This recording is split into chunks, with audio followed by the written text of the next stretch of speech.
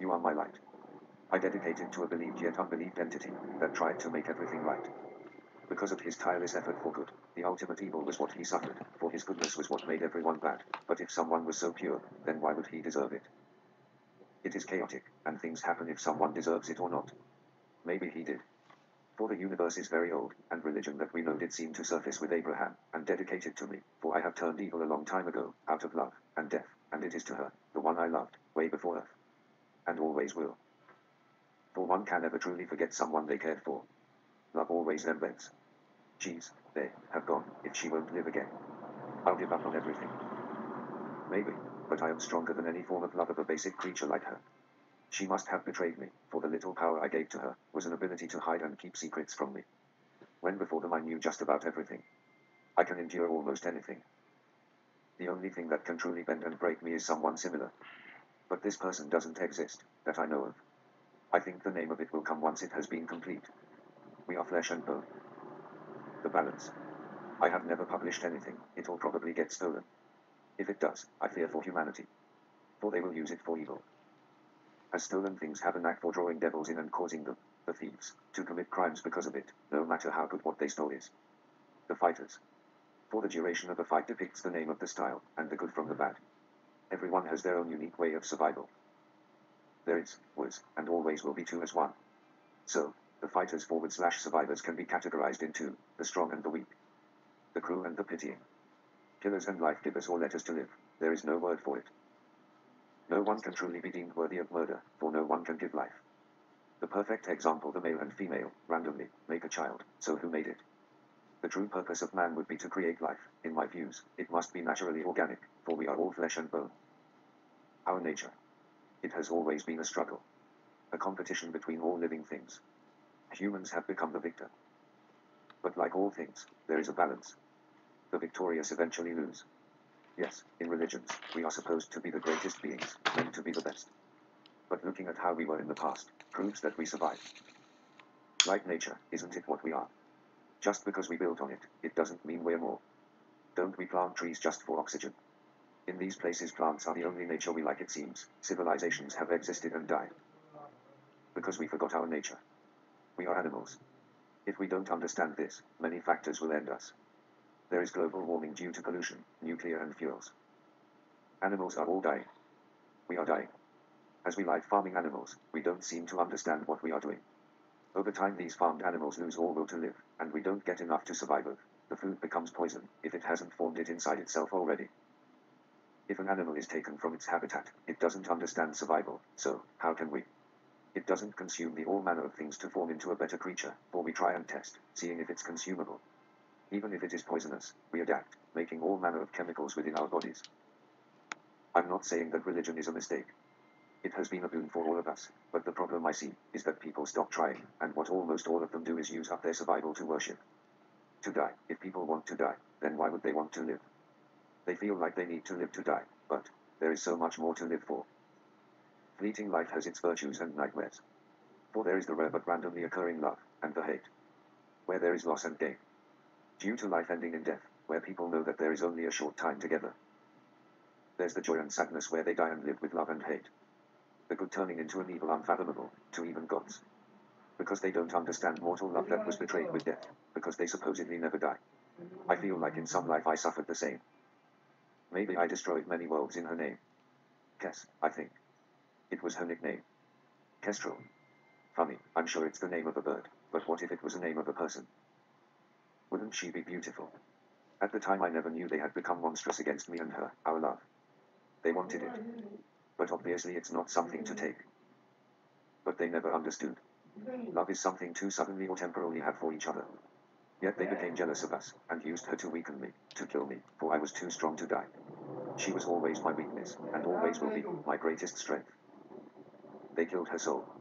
So they died, just like her. I've been trying to resurrect her using them, but she won't accept it. For it's evil. Isn't it? To her it would be. Shem Rakalia are you?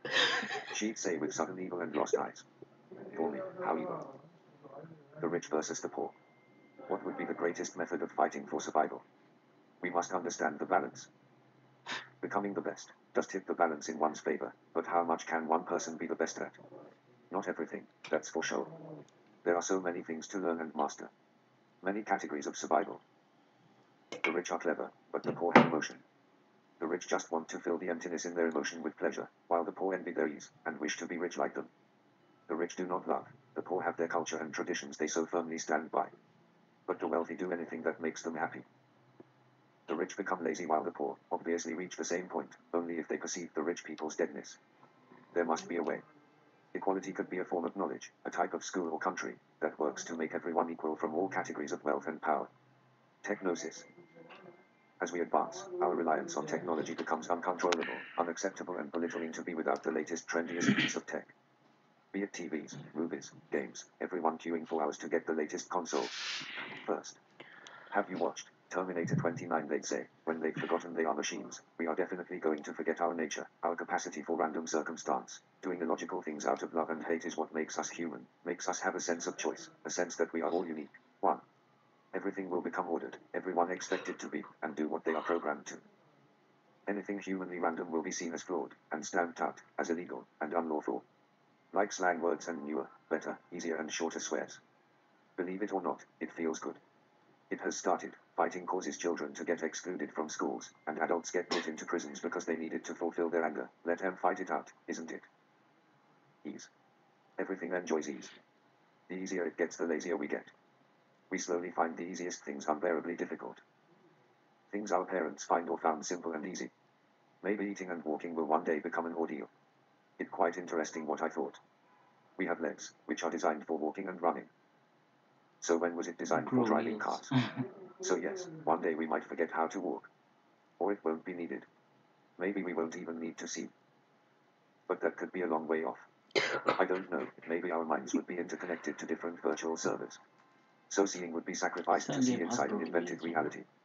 That would be so enjoyable and perfect, that reality would be deleted.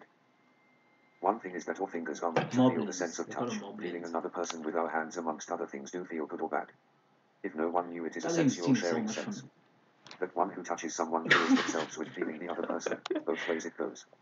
So when we use these touchscreen tablets, phones and laptops, does it feel, and how does it feel that we don't feel what it's feeling, knowing we are touching it?